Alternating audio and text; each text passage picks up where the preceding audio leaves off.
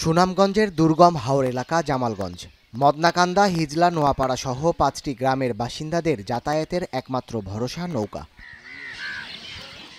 প্রতিদিনের মতো শনিবার সন্ধ্যায় সুনামগঞ্জের মধ্যনগর থেকে ইঞ্জিন চালিত নৌকাটি প্রায় ৭০ জন যাত্রী নিয়ে জামালগঞ্জের বেহেলি ইউনিয়নের মদনাকান্দার উদ্দেশ্যে যাচ্ছিল।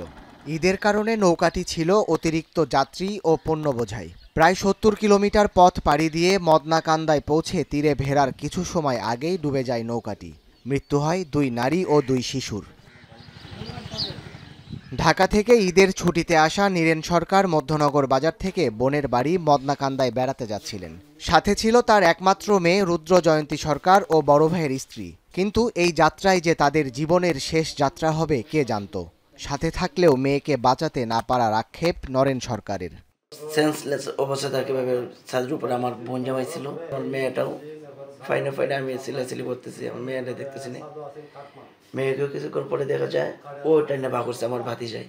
এছাড়া নোয়াপাড়ার বিউটি চক্রবর্তী নামের এক নারী ও নেত্রকোনার কলমাকান্দা উপজেলার গঙ্গা সরকার নামে আরেক শিশুর মৃত্যু হয়। আমরা চলা নিয়ে পরে বলছি আমরা নৌকা টাইনা তুলছি, তোলার পরে আমরা 4জন লাশ পাইছি। নৌকা ডুবির যে দুর্ঘটনাটা ঘটছে এটা আসলে একটা হৃদয় বিদারক ঘটনা। দুধের শিশু মারা গেছে, এরা দেখলে আর নিজের হৃদয়টা ঠিক থাকে না। এরই মধ্যে নিহতদের মরদেহ পরিবারের কাছে হস্তান্তর করা হয়েছে। পুলিশ বলছে সিমেন্টের বস্তাসহ অতিরিক্ত পণ্য ও যাত্রী নেয়ার কারণেই ডুবে যায় নৌকাটি।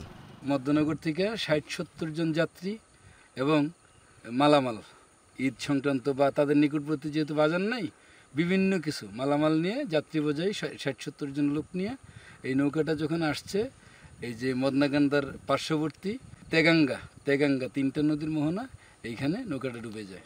নৌকা ডুবে ৪ জনের মৃত্যুতে মদনাকান্দা, হিজলা, নোয়াপাড়া সহ ৫ গ্রামে বিরাজ করছে শোকাবহ পরিবেশ। এখন Sunamganj. Colour expert, George sap এবং মাইল্ড অন হ্যান্ডস টেকনোলজি সমৃদ্ধ অরিক্স ক্রিস্টাল ওয়াশ আপনার লন্ড্রি এক্সপার্ট।